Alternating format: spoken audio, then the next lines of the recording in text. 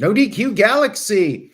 We are live with a recap of Friday Night Smackdown for June 2nd, 2023, coming off the Night of Champions premium live event in Saudi Arabia.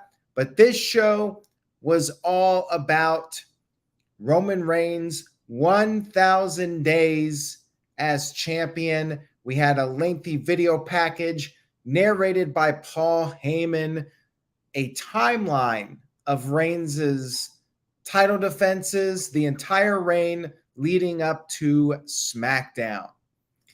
Very good opener. And then we had Austin Theory in the ring for a promo. He bragged about beating John Cena at WrestleMania and said he might even have a 1,000-day celebration, maybe 2,000 days, 3,000 days as the United States champion. He introduced his tag team partners for the evening, Pretty Deadly. And apparently they have new music from last week. I really did not notice. Their music's all right. A lot of people on social media seem to like it. First time hearing it. Did not hate it. Maybe it'll grow on me. I'll have to hear it more times and get back to you guys on that one. We had our first match, which was Theory and Pretty Deadly going up against the entire Brawling Brutes faction.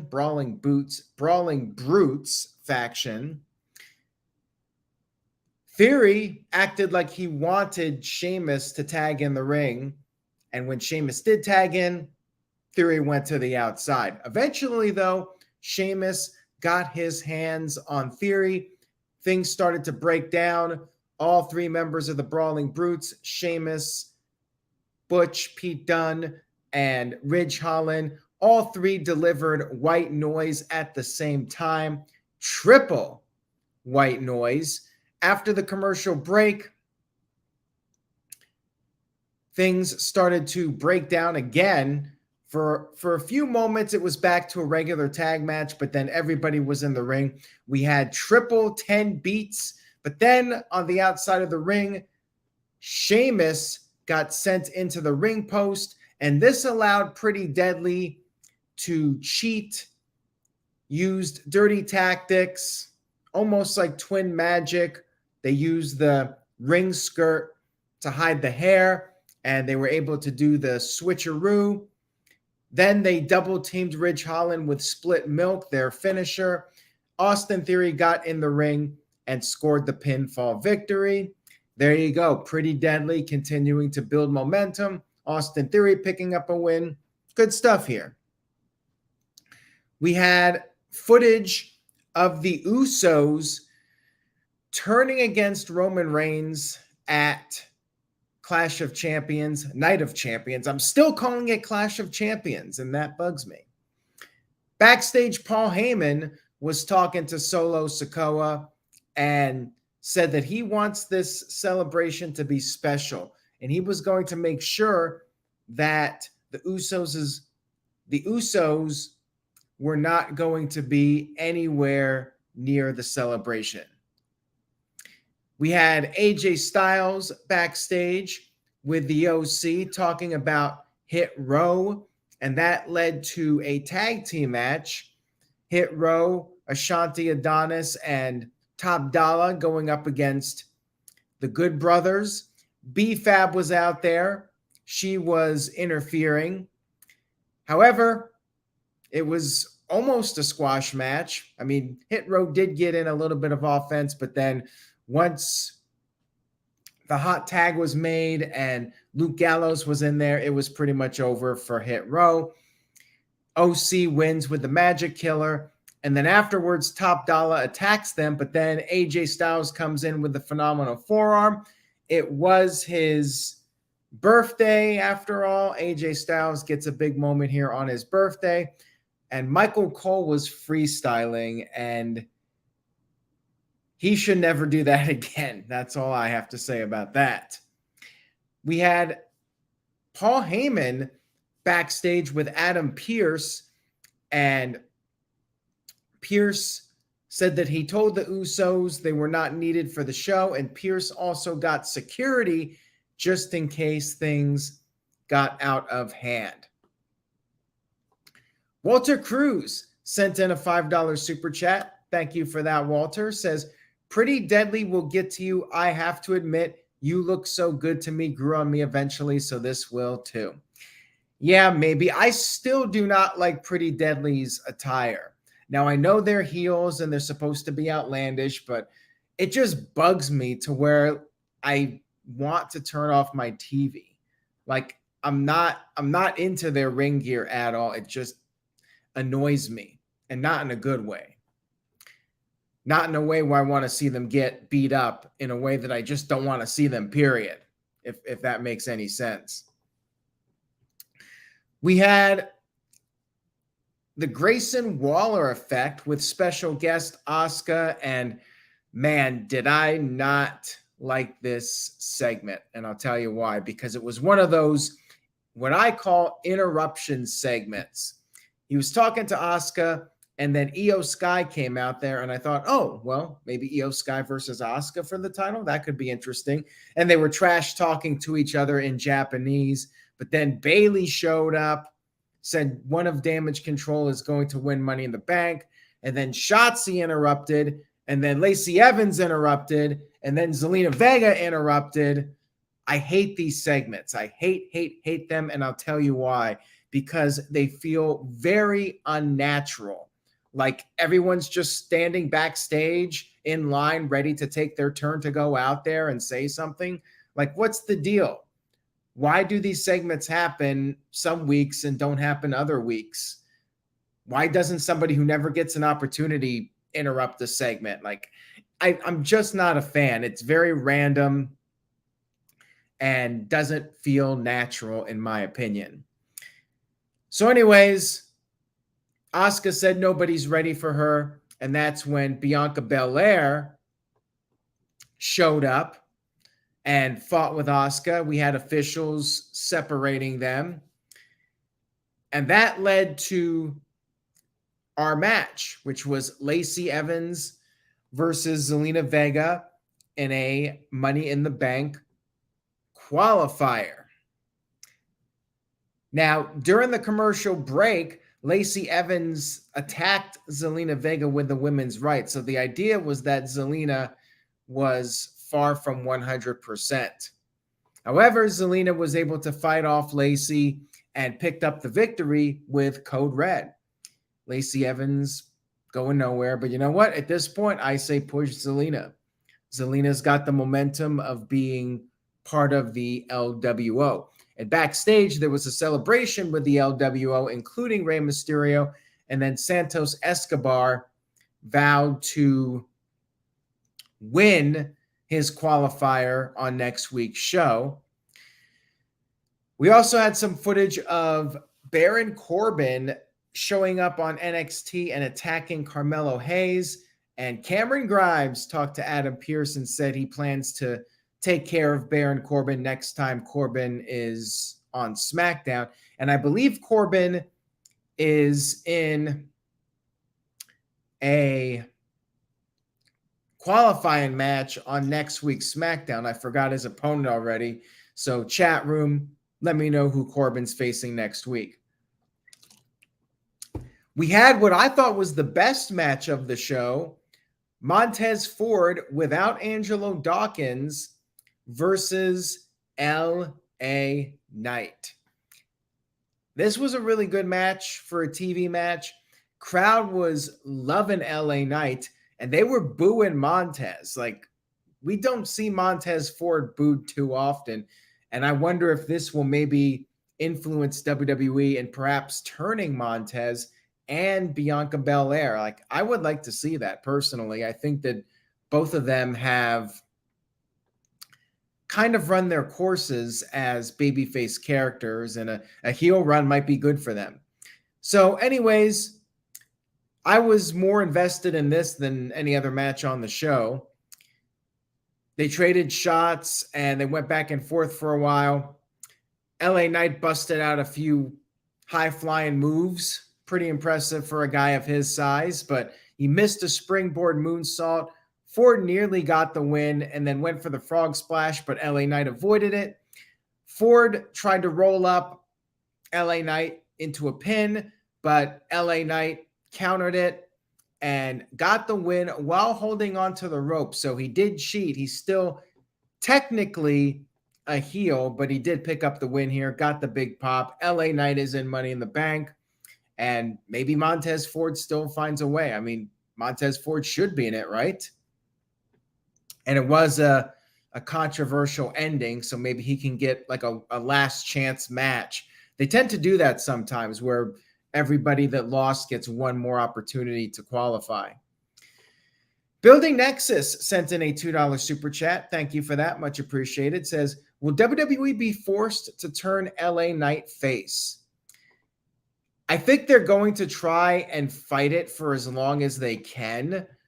And let's face it, LA Knight with Money in the Bank would make more sense as a heel.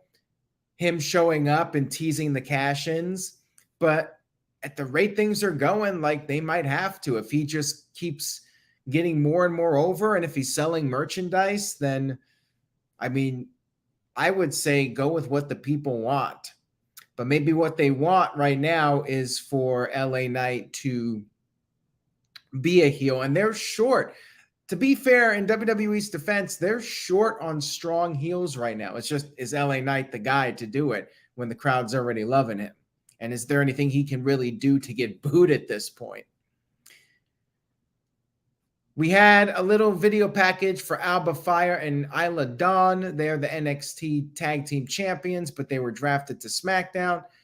And then we had our final segment of the evening, the Roman Reigns celebration of becoming undisputed Universal Champion for 1,000 days. And I'm sure we're going to talk more about this on Sunday. The No DQ review will be back Sunday night at 8 p.m. Eastern, our usual time. I'm going to talk about this segment here, but I'm sure Virtue and the panel will have some more thoughts, and we'll talk about future storyline directions. But let's talk about this. Triple H was out there. He presented Roman Reigns with a brand new Universal Championship, which was basically a gold title with the WWE logo black instead of like a light silverish color. Title was basically the same as the Universal and WWE title, just different color scheme.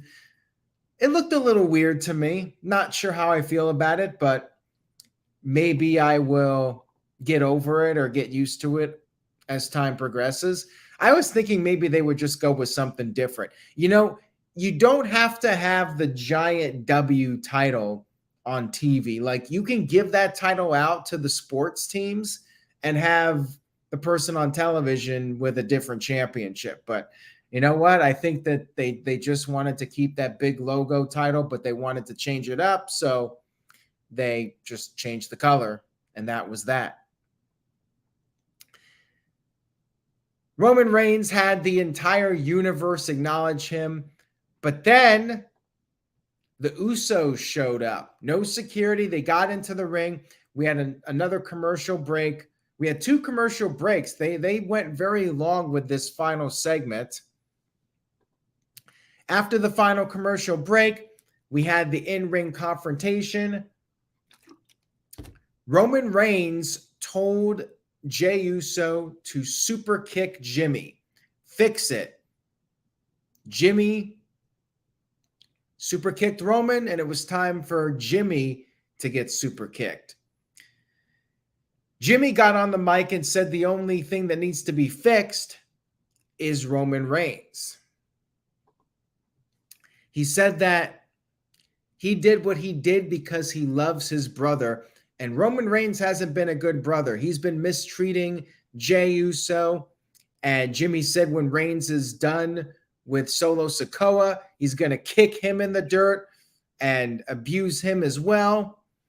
And then Reigns asked Solo, who is he loyal to? Whose side is he on?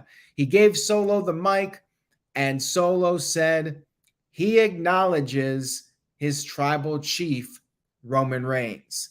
However, the Usos are his brothers. And he walked over away from Roman Reigns and stood by the Usos. Huge crowd pop for this, by the way. Place was going crazy. Then Jimmy asked if Roman Reigns is going to be on the island of relevancy all by himself. Roman was not happy about this. He got in Jimmy's face and Jimmy pie-faced him. Crowd was losing their minds at this. They chanted, "Holy shit," which got censored. And Jay at this point decided to try and calm things down. He tried to be the voice of reason, and Jimmy admitted that they are stronger together than separate. He wanted to bury the hatchet, said that they can control WWE just like they have been. And Roman thought about it for a second. He went over, gave Jimmy a big hug, and it looked like the Bloodline was back together, full force. But then Roman said no. And at this point, Solo Sikoa made his decision. He gave Jimmy Uso the Samoan spike. I guess Jimmy is officially out of the Bloodline. And Solo left the ring with Roman Reigns. But then we got our cliffhanger, which you guys know I like. They left the ring, and Paul Heyman asked the question, "What about Jay?" And Roman Reigns answered, "Jay will do what he always does, fall in line." And that was the end of SmackDown. Excellent segment. Must watch if you did not see it. Everybody did a fantastic job as usual. And I like that they're moving forward with this now. Jimmy Uso officially out of the Bloodline, but what is going to happen with Jay now? Will Jay stay with Roman? Will he take the abuse, or will he finally break away from Roman as well? I wonder if they're going to do Roman Reigns versus Jimmy at Money in the Bank instead of a tag match. Like, they could save the tag match. And Virtue mentioned this, and I'm sure we'll talk about it. I'm wondering if they're just going to keep this storyline going with the Bloodline, and Cody's not going to get back to Roman until next year's WrestleMania. Like, at this point, would not surprise me if they keep this going, and Roman's defending his title against Jimmy, maybe defending against Jay, maybe defending against Solo. I mean, will Cody even get back to Roman? Who knows? We'll talk about this more on the No DQ review, I'm sure, where we think Money in the Bank is going, where we think SummerSlam's going. But yeah, I'm definitely invested in this, and the crowd was loving it.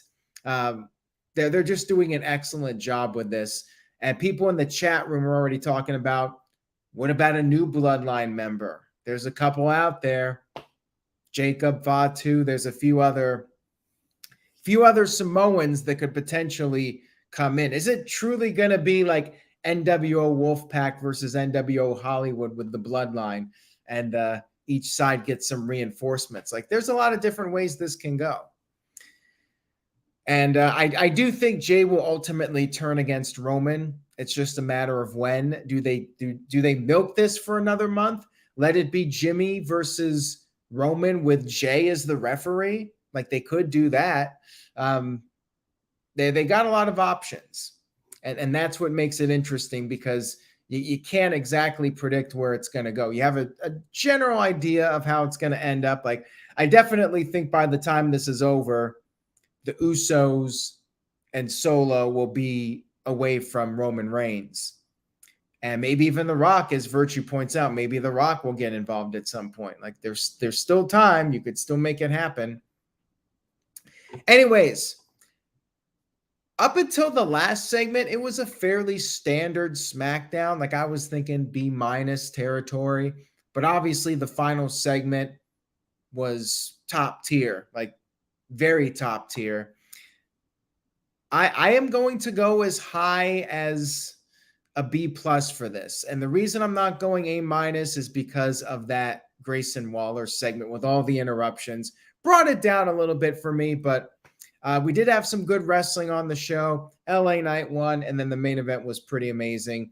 B+, and I did think it was definitely the best show of the week between SmackDown, Raw, and Dynamite. Definitely check out that Bloodline segment with Reigns. And the title, mixed feelings on it, but it's fine. I'll get used to it. Anyways, guys, thank you all so much for tuning in tonight. Much love and appreciation. And like I said, Sunday night, 8 p.m. Eastern, 5 p.m. Pacific, No DQ Review is back on Sunday nights. We'll be talking about the Bloodline, where it might go. So tune in for that. Tell your friends. Make sure everybody knows it's 8 o'clock. Make sure Big G knows. Make sure TJS knows. Make sure Virtue knows. 8 o'clock Eastern, Sunday night, No DQ Review. Building Nexus sent in a $2 super chat. Says, how would you stretch Cody Rhodes versus Roman Reigns until WrestleMania? I would prefer it at SummerSlam, although with the way the Bloodline storyline is going, like perhaps they don't want to lose that momentum. So I'll understand. I'm going to be disappointed, but I'll understand if they postpone it until WrestleMania. The way they could stretch it out is Cody Rhodes wins the Royal Rumble again, back to back, and gets another opportunity at WrestleMania to try and finish the story. Or does The Rock step in? Does Cody never go for Roman Reigns again? Is finishing the story him winning the world title from Seth Rollins? I mean, one would think it's going to be Roman Reigns. But yeah, if it's not SummerSlam, one would think it would have to be WrestleMania. Anyways, guys, thank you all again for tuning in. Much love and appreciation to you all. Enjoy your weekend. Virtue, enjoy your weekend. I will see you on Sunday at 8 o'clock Eastern, 5 p.m. Pacific. Take care, everybody. And remember, say yes to NoDQ.com, and I will see you all next time.